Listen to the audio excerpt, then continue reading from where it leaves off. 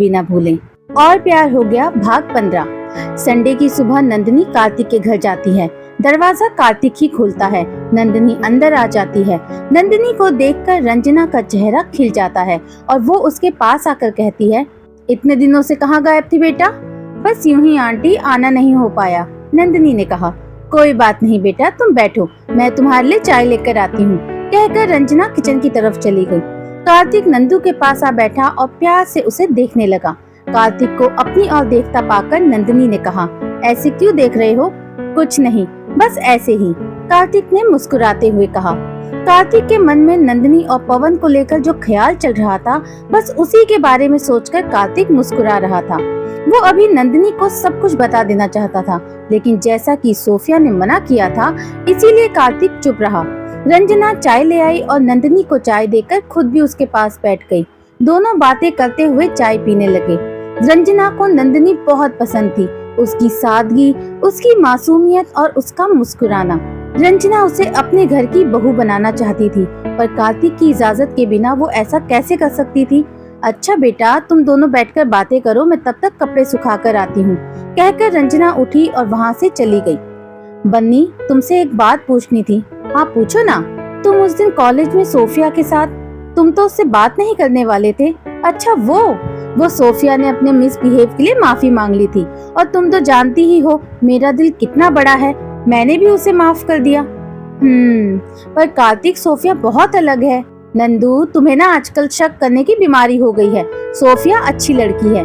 हाँ, वो अपने माहौल से थोड़ी अलग है, पर धीरे धीरे वो हमारे जैसी बन जाएगी। काश मैं तुम्हें बता पाती कि उसका सच क्या है, लेकिन अभी उसके बारे में बहुत कुछ जानना है मुझे। अभी तुमसे कुछ कहा तो तुम मेरी बात पर यकीन नहीं करोगे, लेकिन उसका असली चेहरा मैं तुम्हारे सामने लाकर रहूंगी। नंदिनी ने मन ही मन कहा। क्या हुआ, कहाँ खो गई? कुछ नहीं। वैसे थैंक यू यार, उस रात तुम नहीं आती तो पता नहीं मेरा क्या होता। Thank you so much.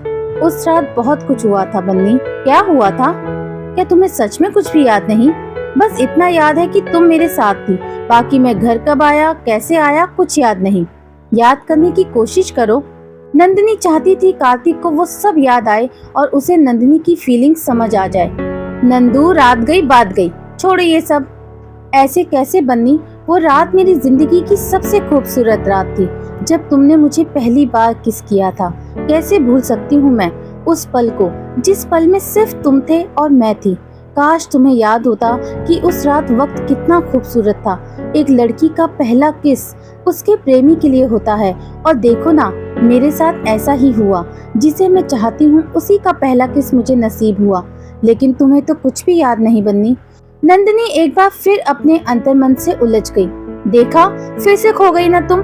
इसलिए कहता हूँ नंदू, किताबें कम पढ़ा करो, कार्तिक ने उसके सामने चुटकी बजाकर कहा। नंदिनी चौंकी, जैसे नींद से जागी हो। कार्तिक ने साइड टेबल पर रखा रिमोट उठाया और कहा, चल आजा मूवी देखते हैं। नंदिनी भी आकर कार्तिक की बगल में बैठ गई। कार्तिक ने टीवी पर कार्टून लगा दिया और बड़े गौर से देखने लगा। इस उम्र में कार्तिक का कार्टून देखना नंदिनी को बड़ा अजीब लग रहा था। वो कार्तिक के चेहरे की ओर देखने लगी। कार्तिक कार्टून देखकर कभी मुस्कुराता तो कभी हंसने लगता। नंदिनी ने मुंह बनाते हुए कहा, ये क्या देख रहे हो तुम? कार्टून, तुम भी देखो।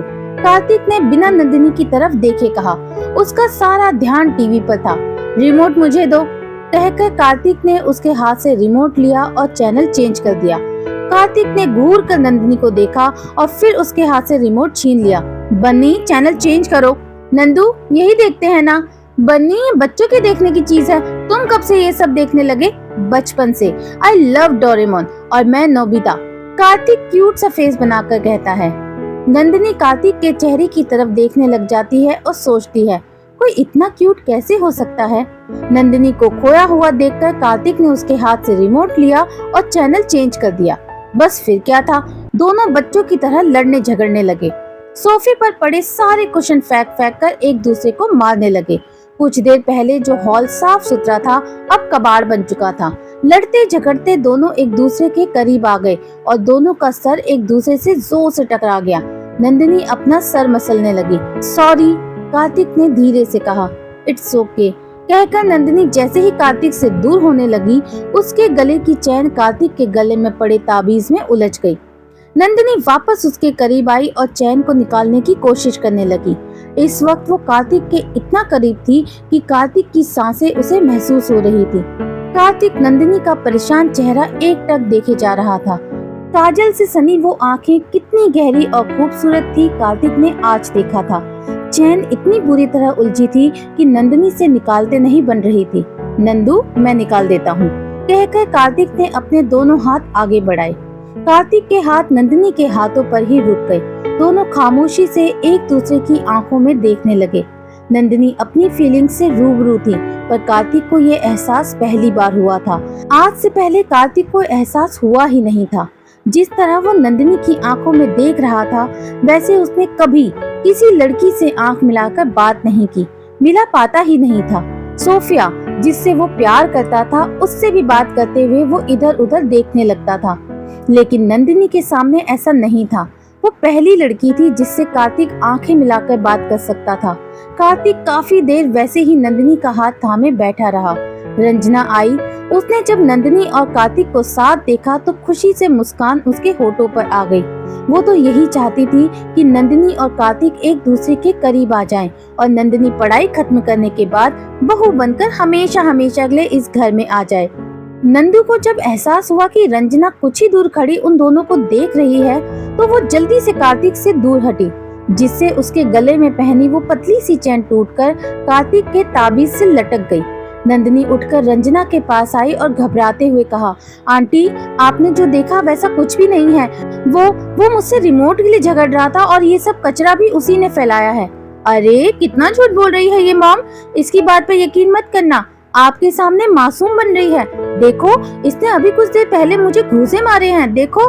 कार्तिक ने नंदिनी के पास आकर अपना मुंह दिखाते हुए कहा, आंटी, ये झूठा है, मैंने इसको टच भी नहीं किया। नंदिनी ने अपने बचाव में कहा, मॉम, आप इसकी मत सुनो, मेरी बात सुनो। कार्तिक ने रंजना को अपनी तरफ करके कहा, नहीं आंटी, आप इस कार्टून की बात बिल्कुल मत सुनना। नंदिनी ने रंजना को अपनी तरफ करके कहा, क्या कहा? कार्टून? और तुम क्या हो नंदू, बंदरिया कहीं की? कार्तिक ने मुंह बनाकर कहा, तुमने क्या कहा था खुद को नोबिता? बिल्कुल ठीक कहा था, उसी के जैसे हो तुम, बहती नाक वाले। नंदिनी ने भी गुस्से से भुनभुनाते हुए कहा, मेरी नाक कभी नहीं बहती है, और तुम क्या हो, चुड़ैल की नानी? नहीं नहीं, चुड़ैल भी तुमसे ज्यादा अच्छी दिखती है। कार्तिक ने उसका मजाक उड़ाते हुए कहा, तुम गधे हो, स्टूपिड हो, इडियट हो। नंदिनी ने कार्तिक को हल्का सा धक्का देकर कहा, हाँ, तुमने मुझे छुआ कैसे? कार्तिक ने कहा।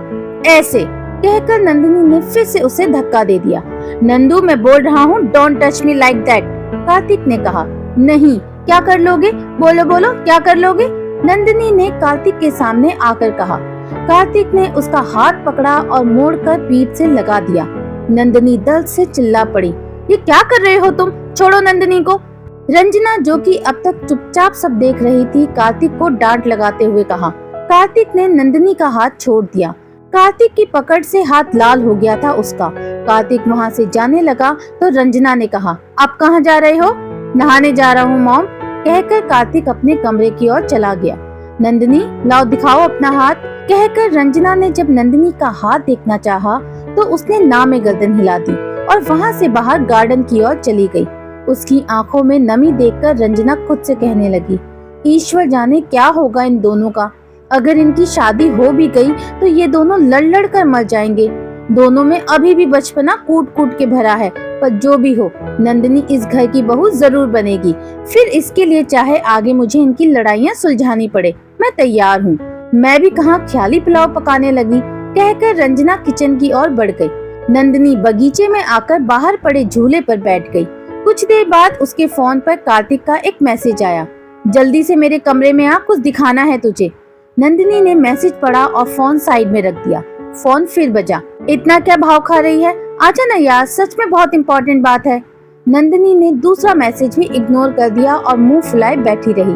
फोन एक बार फिर बजा। नंदू, आजा ना यार, सबसे पहले तुमसे शेयर करना चाहता हूँ मैं। नंदिनी ने इसका भी कोई जवाब नहीं दिया।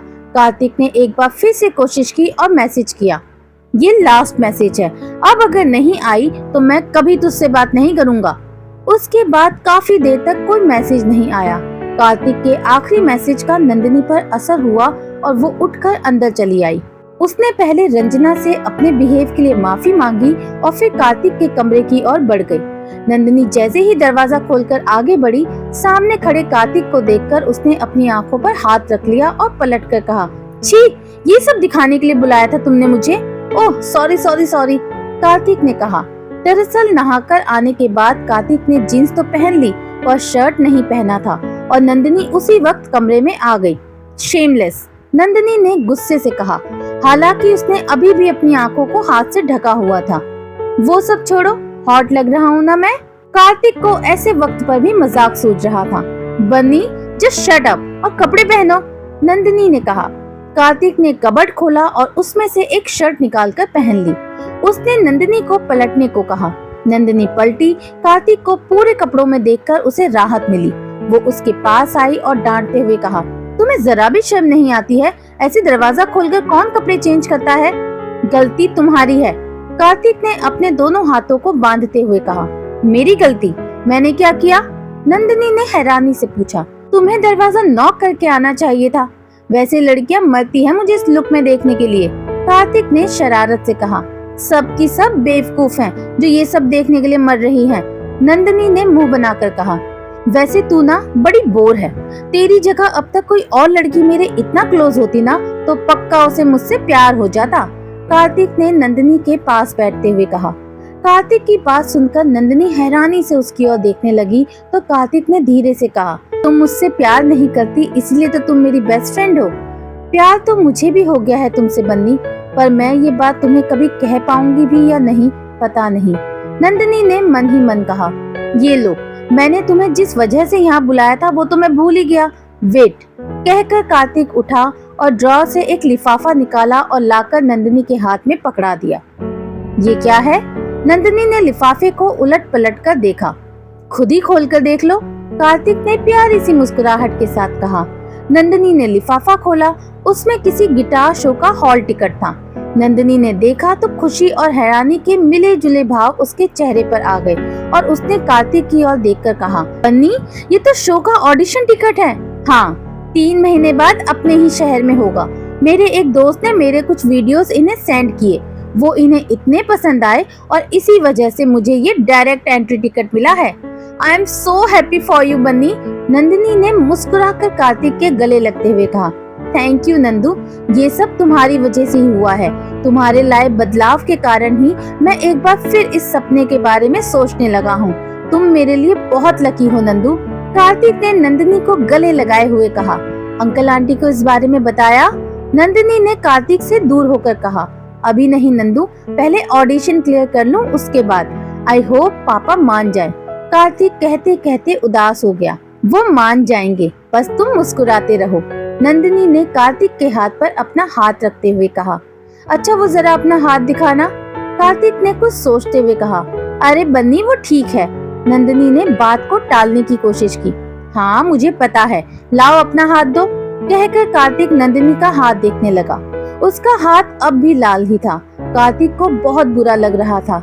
मजाक मजाक में उसने नंदिनी को हर्ट कर दिया। उसने धीरे से कहा, सॉरी यार नंदू, मेरी वजह से तुझे हर्ट हो गया। इट्स ओके बन्नी, ये ठीक हो जाएगा, नंदिनी ने प्यार से कहा। रुको मैं दवाई लेकर आता हूँ, कहकर कार्तिक उठा और सामने अलमारी से ऑइंटमेंट निकाल लाया और नंदिनी का हाथ पकड़कर उस पर क्रीम लगाने लगा। क्रीम लगाते हुए वो नंदिनी के हाथ पर फूंक भी मारता जा रहा था। उसे ऐसे करता देख नंदिनी ने कहा, इस सब की जरूरत नहीं है बन्नी। नंदू तुम जो मेरे लिए करती हो उसके सामने तो ये कुछ भी नहीं है, कार्तिक ने प्यार से नंदिनी की तरफ देखते हुए कहा।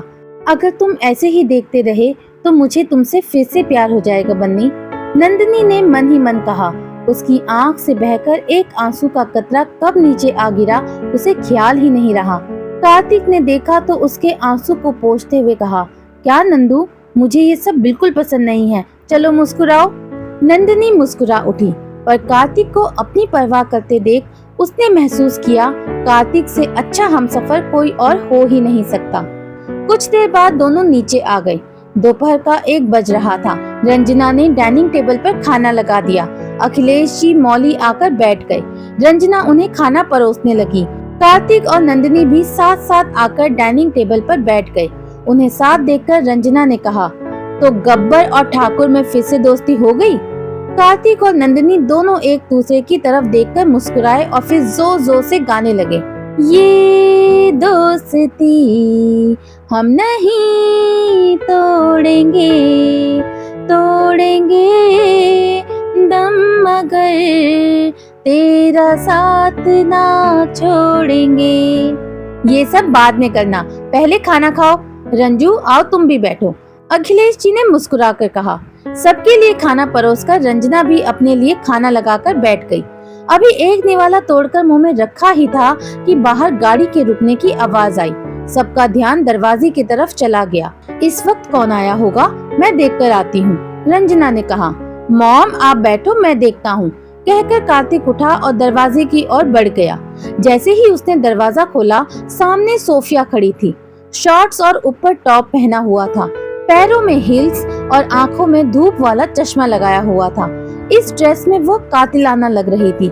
उसे देखते ही कार्तिक के होश उड़ गए।